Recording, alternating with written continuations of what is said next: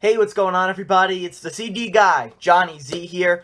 Thank you so much for tuning back into the channel, and today I'm going to be counting down 10 great songs from bad or just plain disappointing rock and metal albums. Kicking things off here with my number 10, I'm going to go with Perry Mason off of Ozzmosis by Ozzy Osbourne from 1996, and here's the thing. Ozzmosis is not a bad album, but it is pretty underwhelming and I think disappointing, and a lot of that does have to do with the fact that Ozzy had retired following the No More Tears album and then the subsequent tour, and in 96 when he returned, this was his big comeback album, and what we got here was just a pretty lackluster record, all things considered, with a handful of decent tracks, but ultimately a very forgettable album by Ozzy. But the one track on here that is memorable and definitely is the standout amongst the rest has got to be Perry Mason.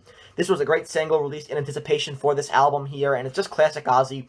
I think Ozzy sounds fantastic. The lyrics here are really fun. The chorus is super catchy as well. It's everything you look for in an Ozzy Osbourne song here, and definitely hands down the best track off of Ozzmosis from 1996, which, like I said, not a bad album, but all things considered, it is a pretty lackluster and disappointing one. So coming in at number 10 here, I'm going to go with Perry Mason off of Ozzmosis by Ozzy Osbourne. For my number 9, I'm going to continue with the theme of albums that aren't bad but are just disappointing, and I'm going to go with Fueled by Anthrax off of the album Stomp 442. And, I enjoy the John Bush era of Anthrax. I do. I think it's pretty underrated, and, it's overhated by a lot of people as well, but Stomp 442 has got to be one of the weakest albums from the John Bush era, and again, not to say that it's bad, but it's just pretty lackluster looking at the track listing here. There's only a few songs that I would consider to be standouts, and definitely for me, my favorite track off of this album has got to be Fueled, which is the second track on here.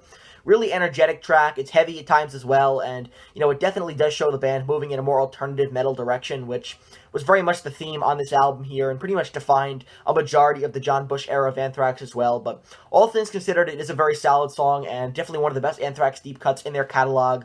A track that I wish they would play live, but I understand that Joey Belladonna doesn't play too many songs from the John Bush era in a live setting. I believe Only is the only song that they play from the John Bush era. I could be wrong about that, but I would definitely like to hear Fueled played in a Anthrax live set. It's a great track, and definitely one of the more underrated songs from the John Bush era here, off of what I think is a pretty weak and unmemorable album in Stomp 442. So coming in at number 9, I'm going to go with Fueled by Anthrax. Moving on now to number 8 here on the list, I'm going to go with Vengeance Is Mine by Alice Cooper, off of his 2008 record, Along Came a Spider here. And, Alice Cooper has a number of really awesome concept albums in his catalog, but this is not one of them. A pretty weak concept, in my opinion, here. Not a very interesting story, and a number of the tracks on this album just don't really jump out at me. Pretty underwhelming stuff here, but far and away the best track on this album has got to be Vengeance Is Mine. A great song with an awesome guitar solo here by Slash, who collaborated with Alice Cooper on this one. It's a killer solo here, and the lyrics on here by Alice Cooper are some of his best, in my opinion. Definitely one of the best Alice Cooper songs from the 21st century, in my opinion, and a song that's been played live on numerous tours by Alice Cooper. Really memorable song here off of, like I said, a pretty unmemorable record in Along Came a Spider from 2008. So coming in at number 8 here on the list, I'm going to go with Vengeance Is Mine by Alice Cooper. Delving into the Tim Ripper Owens era of Judas Priest here for my number 7 on the list, I'm going to go with Lost and Found off of Demolition from 2001, the second and final Judas Priest album with Ripper Owens on lead vocals, replacing Rob Halford, and the band would not release another record until the reunion album with Halford in 2005 with Angel of Retribution. So last record here with Ripper Owens on lead vocals, and I think Ripper Owens is a great vocalist, but I just don't think it worked with Judas Priest, and a lot of that has to do with the fact that the premier Judas Priest vocalist is Rob Halford, and, anybody else fronting the band would just be a pale imitation, I think. Even though I do enjoy Ripper Owens' voice, I think he's a fine singer, I just don't think he does a great job with Judas Priest, and this album here is really nothing too memorable at all. There aren't a lot of memorable tracks or standouts for that matter, but when it comes to my favorite song from this record, it's got to be Lost and Found. Not a heavy song, very different from a majority of the tracks on this album, but the reason I enjoy this song is because it reminds me a lot of tracks that would fit on some of those really early Judas Priest albums, and I think that Ripper's voice in a softer tone here lends itself well to this song. Like I said, different for this album, but in general, definitely one of my favorites here. It's a really solid track from a really underwhelming era of Judas Priest, so coming in at number 7 here, I'm going to go with Lost and Found off of Demolition from 2001 by Judas Priest. Next at number 6, I'm going to move on to the first truly awful album on this list, and that's Van Halen III here by Van Halen. One of the most hated rock albums of all time, and I definitely see why. Fronted by Gary Cherone here, formerly of Extreme, it's just not Van Halen operating at 100%, and Gary Cherone, despite being a very talented guy, I think, was just not a great fit for the band, so Van Halen III 3 is just chock full of really forgettable and, dare I say, bad material, but the one track that I enjoy on here is Without You. I think it's got a great riff and an awesome guitar solo by Eddie Van Halen, and also I think Gary Cherone sounds pretty decent here on lead vocals. Like I said, he's a talented guy, but I just don't think his talents lended itself all that well to Van Halen. The outro on this song is also pretty good, and I'd say it's definitely the most memorable song here off of what is otherwise a really bad record by Van Halen here. So coming in at number 6, I'm going to go with Without You by Van Halen off of Van Halen 3.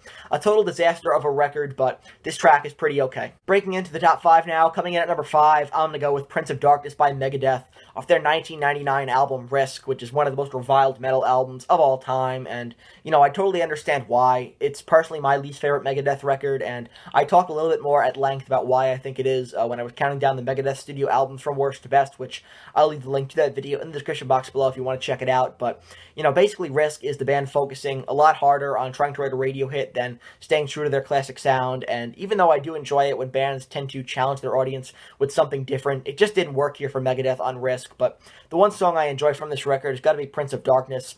The lyrics on here are awesome, definitely some of the best that Dave Mustaine has ever written. He's got a really menacing delivery as well on here, and I think the riff is great, so there are definitely some really strong attributes at play here for this track, which in general represents the best song on a really lackluster and pretty abysmal record by Megadeth. So top 5 now, I'm going to have to go with Prince of Darkness by Megadeth off of 1999's Risk.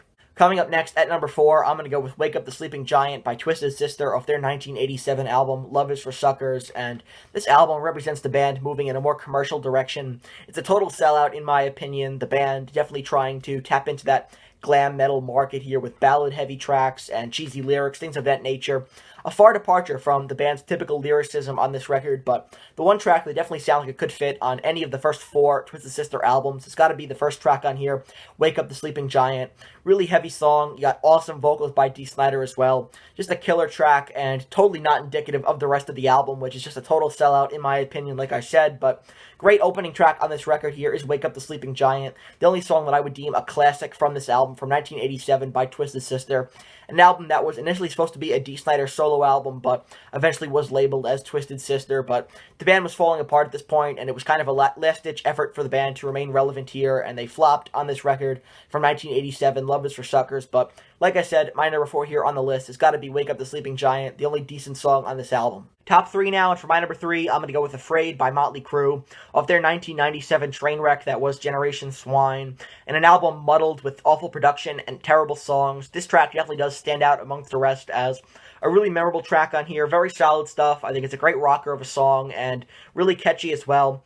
And I think this album is full of unmemorable tracks, so to have a memorable song on here that definitely does sound a bit more like classic Motley Crue definitely does help. The rest of the album, like I said, is abysmal, but this song is very solid, I think, and the only track that I really enjoy from this album.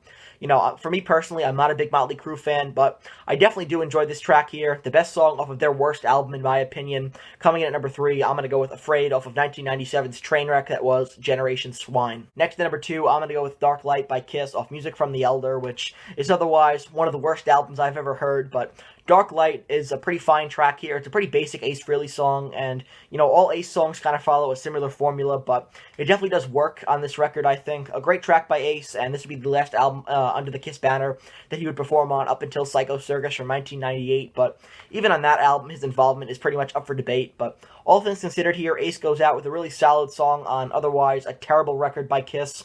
My least favorite Kiss album, but Dark Light is a pretty refreshing song on an album full of just terrible, non-memorable tracks by Gene and Paul, so I think Ace does a good job on here. So coming in at number 2, I'm going to go with Dark Light by Kiss off Music from the Elder, which is just one of my all-time least favorite albums. And finally, coming in at number 1 here, I saved the best from the worst for last. I'm going to go with the title track to Black Sabbath's 1979 record, Never Say Die, and this track is a total Black Sabbath classic, you know. Great title track with an awesome riff by Tony Iommi, but I can't say the same for the rest of the songs on this record, and I think Never Say Die, the album, really never stood a chance. You know, the band was marred with substance abuse problems as well as infighting. Ozzy Osbourne had quit the band, they replaced him with Dave Walker, and then Ozzy decided to come back, so a lot of inner turmoil here as to who was going to be fronting the band.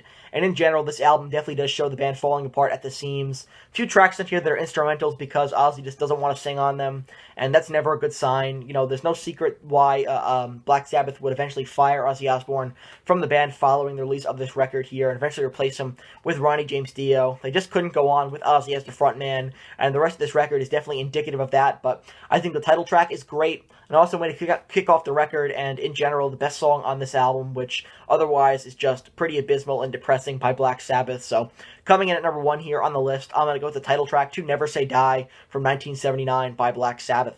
So that wraps up my list of 10 great rock and metal songs from bad or disappointing albums, which should be visible right over here. And if you enjoyed this video, please give it a thumbs up, subscribe to the channel down below, turn on the bell for notifications to be notified of a new upload, and let me know down in the comments what are some other great songs from bad or disappointing rock and metal albums that you can think of. I'd be very interested in hearing your opinions. Let me know all that good stuff down in the comments below. And until next time, it's the CD guy, Johnny Z, signing off. Take care, everybody.